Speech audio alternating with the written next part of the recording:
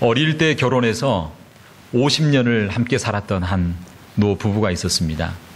그런데 워낙 그 할아버지가 무뚝뚝해서 평생을 살아가면서 할머니에게 한 번도 사랑한다라고 하는 표현을 하지 않았습니다. 그래서 그 말이 듣고 싶어가지고 어떤 TV 프로그램 가운데 신청을 해서 일부러 이 부부 할머니가 이렇게 참석하게 되었습니다.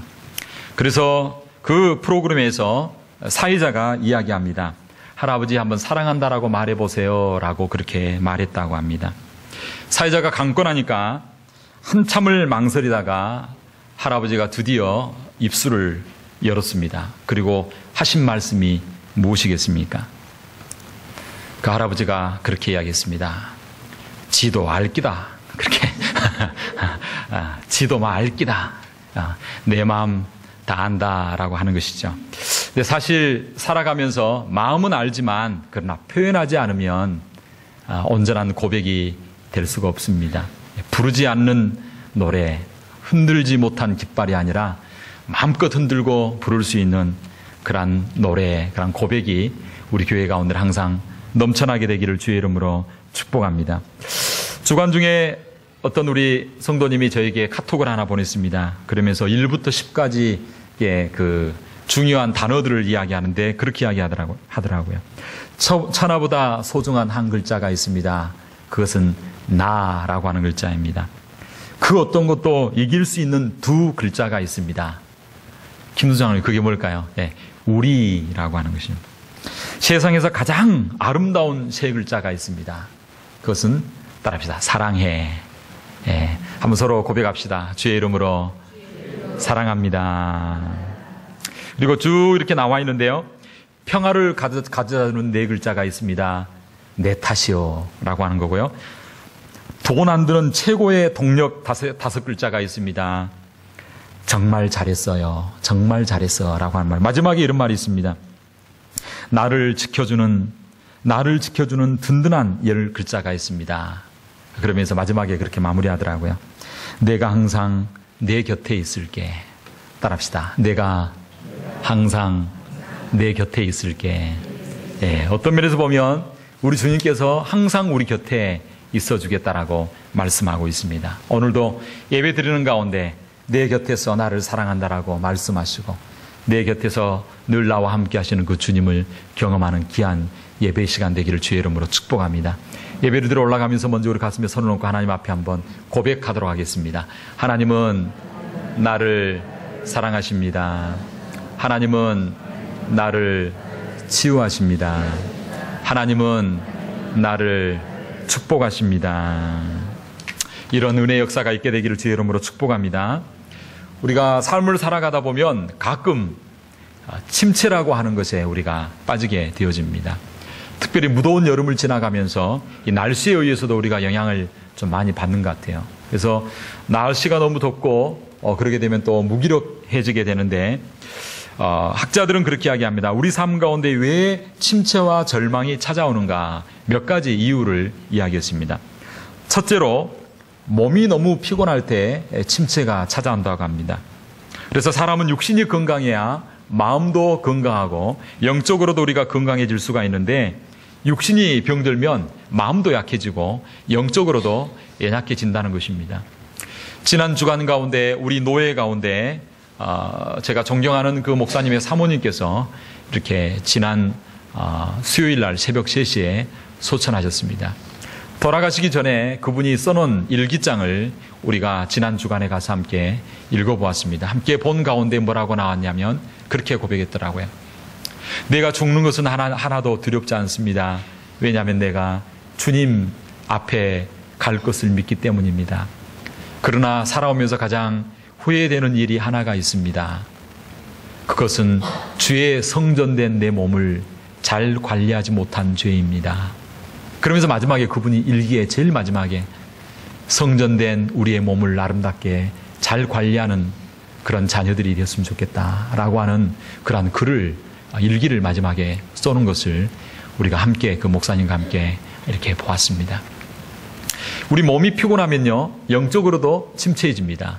하나님의 성전된 몸, 하나님께서 우리에게 주신 우리의 육신을 아름답게 잘 관리하고 예쁘게 잘 관리할 수 있게 되기를 주의 이름으로 축복합니다. 우리가 두 번째로 왜 침체에 빠지게 되는가? 몸이 피곤할 때 그럴 뿐만 아니라 두 번째로 정서적으로 충격을 받을 때 침체가 온다고 합니다. 그래서 큰 충격을 받거나 내가 기대했던 것이 이루어지지 않거나 내가 원하고 간절히 소원했는데 그것이 이루어지지 않고 오히려 반대로 나에게 정반대의 일들이 일어나게 될 때 우리는 절망하게 되고 침체에 빠지게 됩니다. 세 번째로 사람들이 침체에 빠진 이유가 뭐냐면 외롭기 때문에, 고독하기 때문에 침체가 찾아온다고 합니다. 사람들이 실패하고 낙심한 이유가 뭐냐면 나는 늘 혼자다라고 생각하고 외로움을 많이 타게 되어지면 침체가 가끔 우리 가운데 찾아오게 된다는 것입니다. 사랑하는 성도 여러분, 우리 교회 안에서 우리 성도님들이 서로 동역자가 되고 동행자가 되어져서 외롭지 않도록 서로 격려하고 사랑할 수 있는 우리 성도님들이 되기를 주의 이름으로 축복합니다. 그런데 가장 중요한 것은 이런 외부적인 것 때문에 침체가 오기보다 더 중요한 것은 바로 우리 내적인 문제가 있을 때, 영적으로 하나님과의 관계가 바로 되지 못했을 때 영적 침체가 찾아오게 되는 것입니다. 그리고 하나님과 관계가 온전히 회복됨으로 말미암아 다른 여러 가지 요소들을 극복하고 넘어가는 그러한 위대한 힘이 바로 우리 하나님으로부터 오는 줄로 믿습니다. 그래서 영적 침체의 가장 중요한 문제 중에 하나는 뭐냐면 내가 죄를 범했을 때, 그리고 내가 불순종했을 때, 하나님이 말씀하셨는데 내가 불순종할 때 침체가 옵니다. 그리고 내가 믿음이 연약해서 온전히 순종하지 못할 때에 믿음이 연약함으로 말미암아 하나님 바라보지 못할 때 우리가 영적 침체가 우리에게 찾아올 수가 있는 것입니다. 영적 침체에 빠지면요, 하나님이 나를 멀리 떠나신 것처럼 느껴집니다. 그리고 하나님이 살아계시지 않는 것은 아닌가라고 하는 의심들이 오게 되어집니다. 기도를 해도 응답이 없고 내 삶 가운데 수많은 사건과 일들이 연속적으로 일어나는 것처럼 보입니다. 그래서 결국은 하나님께서 혹시 나를 버린 것은 아닌가라는 생각에 빠지게 되어집니다. 이게 바로 영적 침체의 결과라고 볼 수가 있습니다. 사실 오늘 본문에도 보면 이스라엘 백성들이 바로 이런 환경 가운데 있었습니다. 그래서 오늘 본문 14절은 그렇게 말씀하고 있습니다. 오직 시온이 이르기를 여호와께서 나를 버리시며 주께서 나를 잊으셨다라고 그렇게 이야기하고 있습니다. 여기서 시온이라고 하는 것은 이스라엘 백성들을 말합니다. 이스라엘 백성들이 이야기합니다. 혹시 하나님 우리를 버리셨지 않는가? 하나님 혹시 우리를 잊어버리시지 않는가? 라고 그렇게 탄식하며 절망하며 주저앉아 있는 것입니다. 왜 그러냐면 북왕국 이스라엘이 아수르에 의해서 망하게 되었습니다. 그리고 지금 현재 북왕국을 무너뜨리는 그 아수르 왕이 히스기야 때 이 이사야가 사역을 하고 말씀을 증거하고 전할 때 이 아수르가 쳐들어와서 온 예루살렘을 포위하고 공격을 받게 되어집니다. 한두 번 공격을 하는 것이 아니라 여러 차례 공격을 받게 되어집니다. 그리고 또한 하나님께서 말씀을 주시는데 장차 이 유다가 바벨론에 의해서 망하게 될 것이고 성벽은 무너지고 성전은 불타게 될 것이다. 그리고 백성들은 온 열방 가운데 뿔뿔이 흩어져서 나라가 완전히 망하게 될 것이다 라고 하는 그러한 이야기를 듣게 되어집니다. 이 말씀을 듣게 되어질 때 이스라엘 백성들은 탄식합니다. 하나님 어찌하여 우리에게 이런 일이 있습니까? 하나님 혹시 우리를 버린 것은 아닙니까? 하나님께서 혹시 우리를 잊어버린 것은 아닙니까? 라고 그렇게 이야기하고 있는 것입니다. 믿음의 사람들에게도 열심히 주를 위하여 살아가는 사람들에게도 이러한 여러 가지 어려움들은 찾아오게 됩니다. 믿음 좋은 사람들에게도 영적 절망이 찾아오게 됩니다. 그래서 다윗도 시편에 보면 이렇게 말하고 있습니다. 시편 1편 여호와여 어찌하여 멀리 서시며 어찌하여 환난 때에 숨으시나이까. 시편 22편 1절은 말합니다. 하나님이여 내 하나님이여 어찌하여 나를 버리셨나이까. 어찌하여 나를 멀리하여 돕지 아니하시며 나의 신음하는 소리를 듣지 아니하시나이까.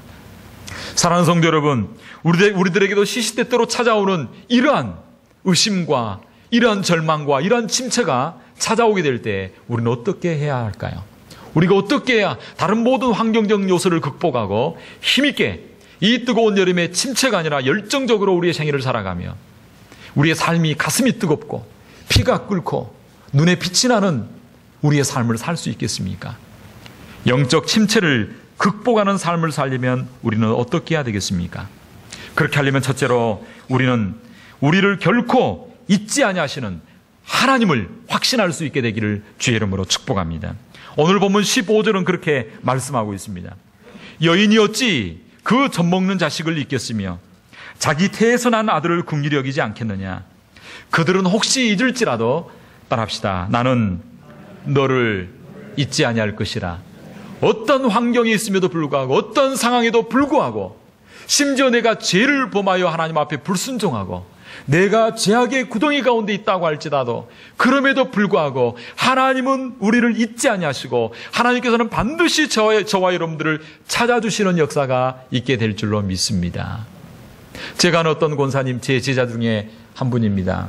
신기현 권사님이라고 하는 분인데 그분이 그렇게 이야기하더라고요. 목사님, 제가 어떻게 교회에 오게 되었고 어떻게 내가 예수 믿게 되는지 아세요? 그러더라고요. 어떻게 오시게 되었어요?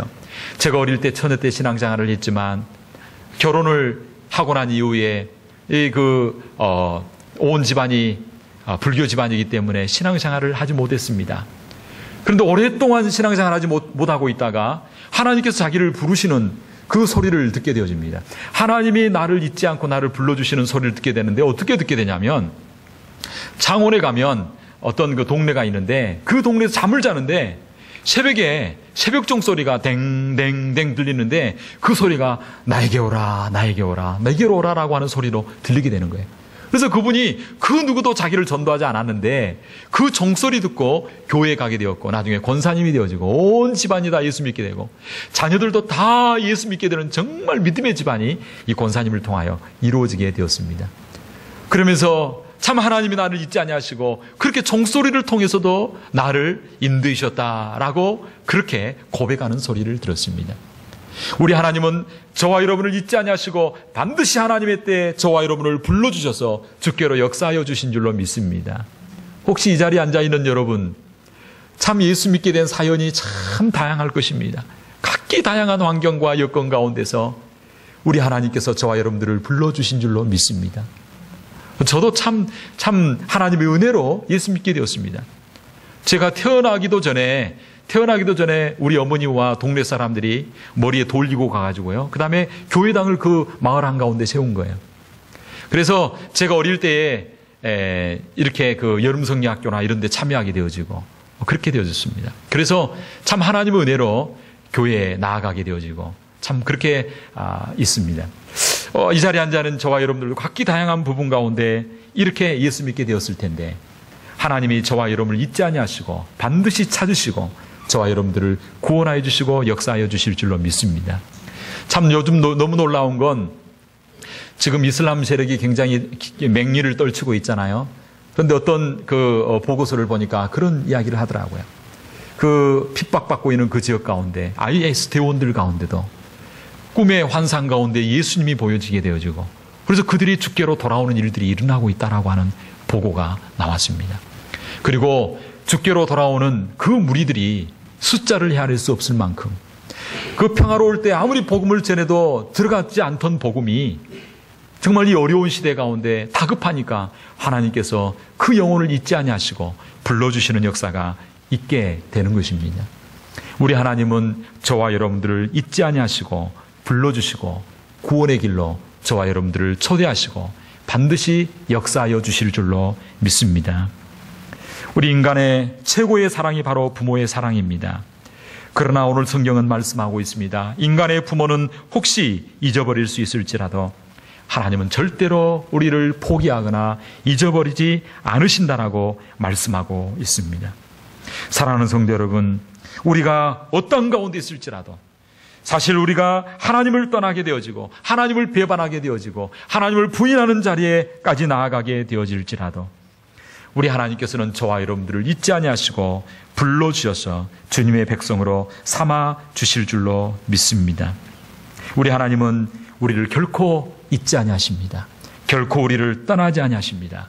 그리고 저와 여러분과 함께하여 주시는 줄로 믿습니다. 히브리서 13장 5절에 이렇게 말하고 있습니다. 그가 친히 말씀하시기를 내가 과연 너희를 버리지 아니하고 과연 너희를 떠나지 아니하리라. 예수 그리스도는 어제나 오늘이나 영원토록 동일하시니라. 히브리서 13장 5절과 8절에 말씀하고 있습니다. 어제나 오늘이나 영원토록 동일하신 그분께서 결코 저와 여러분을 잊지 아니하시고 우리를 위하여 놀라운 일을 행하시는 줄로 믿습니다. 제가 얼마 전에도 한번 이야기했지만 참 이 내용을 보고 굉장히 참 도전이 되었습니다. 이스라엘의 군인들은요, 좀 특별한 것 같습니다. 이스라엘의 전쟁이 나면 전 세계에 있던 이스라엘 사람들이 자기 조국으로 몰려간다고 합니다.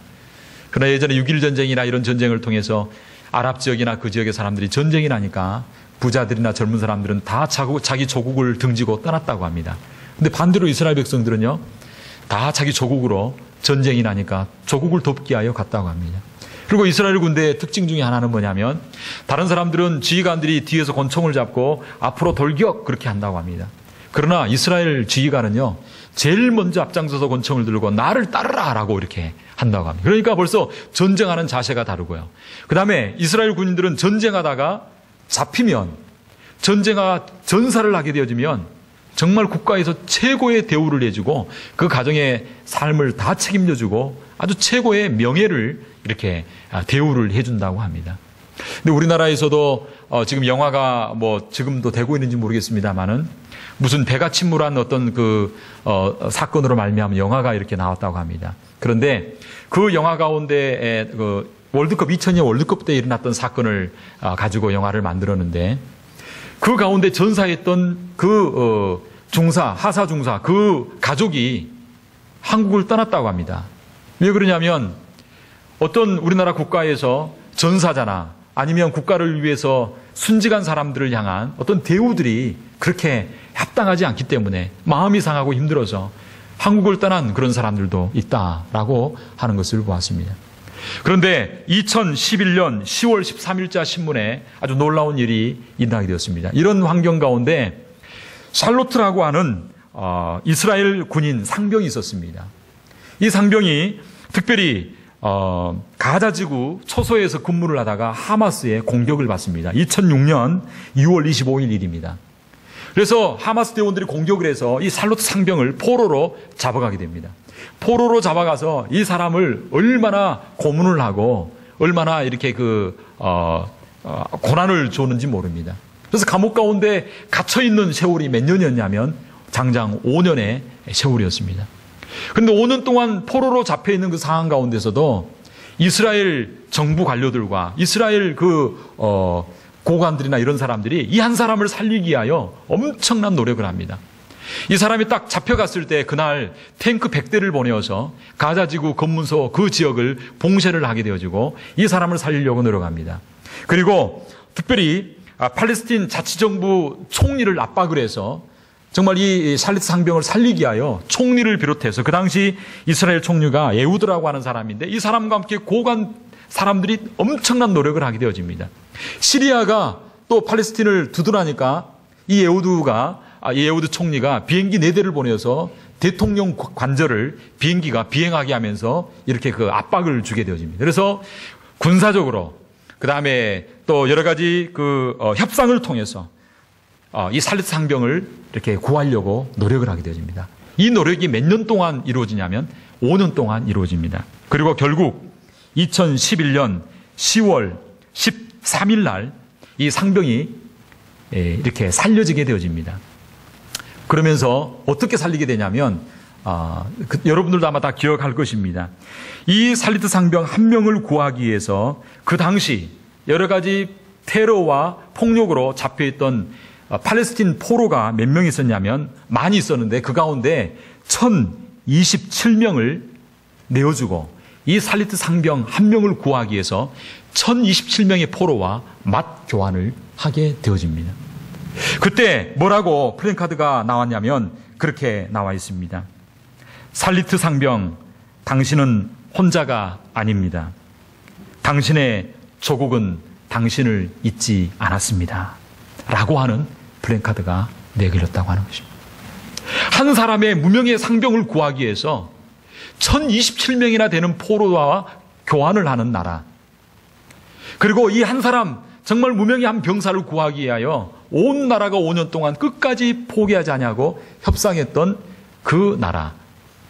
참 이것을 생각할 때에 야, 정말 이스라엘이라는 나라는 정말 대단하구나라는 생각을 가지게 되어집니다. 그러면서 제가 한 번 더 이 부분을 가지고 생각하기를 원하는 것은 그거입니다. 그 상병이 포로로 잡혀갔지만 그는 혼자가 아니었습니다.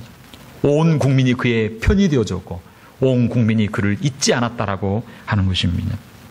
사랑하는 성도 여러분, 우리들에게도 우리를 편들어주는 분이 있습니다. 우리를 잊지 않는 분이 있습니다. 그분은 바로 우리 하나님이신 줄로 믿습니다. 우리가 비록 무명해 보이고 일개의 한 병사에 불과한 우리들처럼 보일지라도 나 한 사람을 위해서 우리 하나님은 온 우주 만물보다 소중한 예수 그리스도를 보내주시고 저와 여러분을 잊지 아니하시고 저와 여러분을 구해 주기를 원하신다라고 하는 것입니다. 시편 118편 6절은 이렇게 말하고 있습니다. 여호와가 나의 편이시라 내가 두려워 아니하리로다. 오늘도 우리를 잊지 아니하시고 저와 여러분을 구원하기를 원하시며 저와 여러분의 편이 되어주신 그 하나님을 의심하지 아니하고 그 하나님의 놀라운 은혜를 늘 기억할 수 있게 되기를 주의 이름으로 축원합니다. 우리 하나님은 우리가 연약함에도 불구하고 우리가 실수가 많음에도 불구하고 우리를 자녀 삼아주신 그분은 결코 후회하지 아니하고 끝까지 우리를 기억하고 우리 편이 되어주시고 우리를 구하여 주시는 놀라운 은혜의 역사가 있게 될 줄로 믿습니다. 로마서 11장 29절은 이렇게 말하고 있습니다. 하나님의 은사와 부르심에는 후회하심이 없느니라. 때로는 우리가 하나님 말씀에 불순종하고 원망하고 불평하기도 하시지만 우리 하나님은 끝까지 인내하시며 저와 여러분을 잊지 아니하시고 저와 여러분을 위하여 놀라운 일을 행하시는 줄로 믿습니다.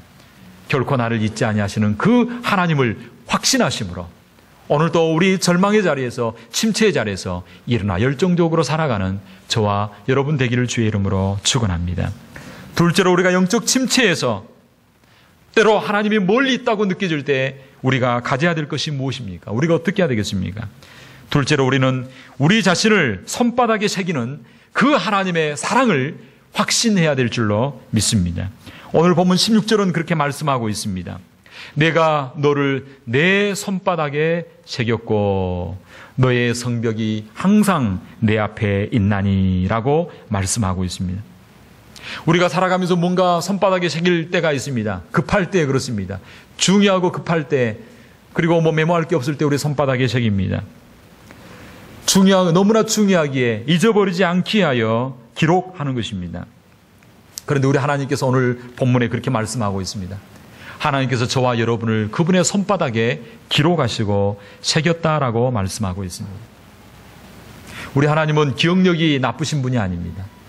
우리 하나님은 전지하시고 전능하신 분이십니다. 그런데 그 하나님께서 우리의 이름을 그의 손바닥에 새겼다라고 하는 말은 무엇일까요? 그것도 새기는 것이 그냥 연필이나 볼펜으로 새기는 것이 아니라 조각칼과 같은 것으로 우리 그 새긴 것은 바로 조각칼로 새겼다라고 하는 것입니다.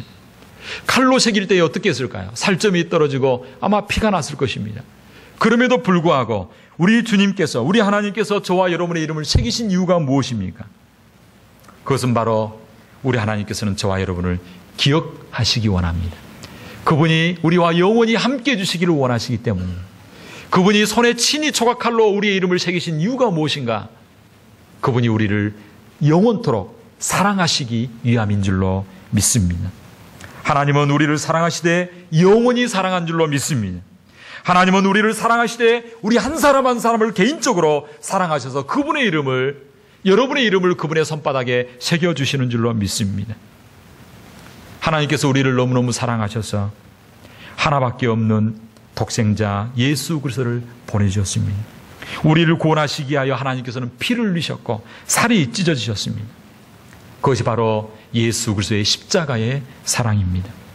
저와 여러분을 구원하시고 하나님의 사랑을 받도록 하시기 위하여 예수님께서 이 땅에 오셔서 피를 흘리시고 살이 찢기심으로 저와 여러분이 구원받는 백성 하나님의 자녀가 되도록 만들어 주신 줄로 믿습니다.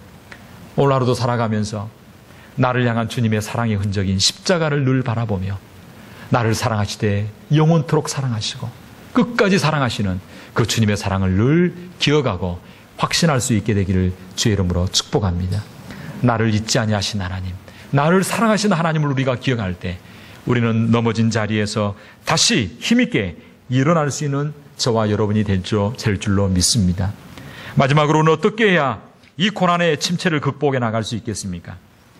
그렇게 하려면 무엇보다도 우리를 회복시키시는 하나님의 약속의 말씀을 붙잡을 수 있게 되기를 주의 이름으로 축복합니다.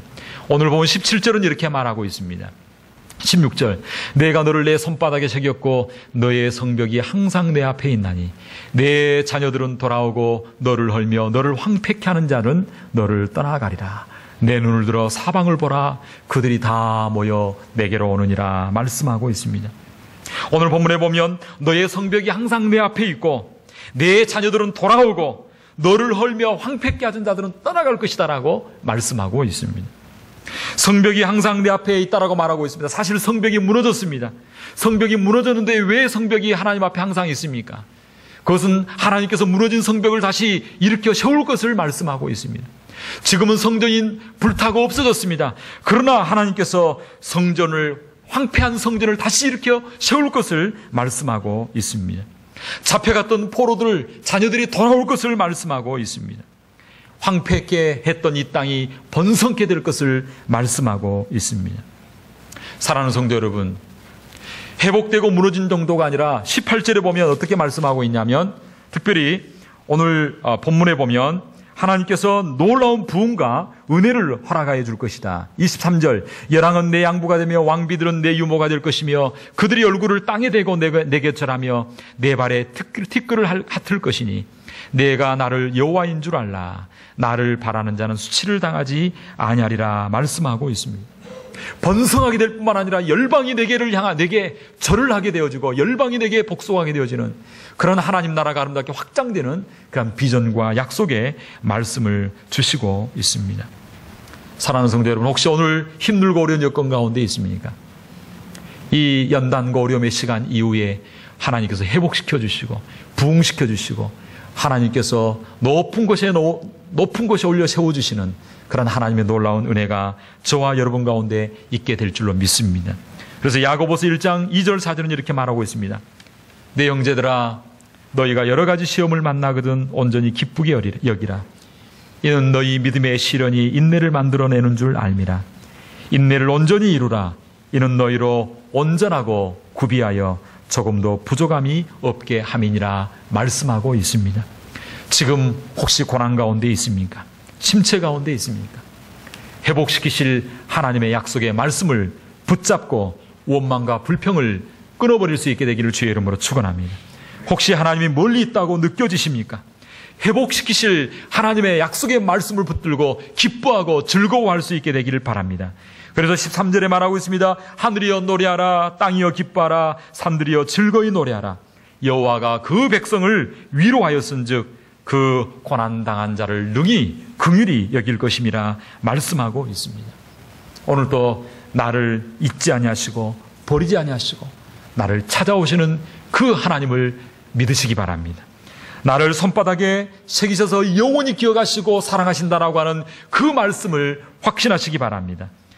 오늘 잠깐 어려운 이후에 하나님께서 이방 가운데 빛을 발하게 해주시고 그리고 우리의 침체를 뛰어넘어서 열정적인 삶, 우리의 삶을 통하여 하나님의 나라가 힘있게 확장되는 역사가 저와 여러분 가운데 있게 될 줄로 믿습니다.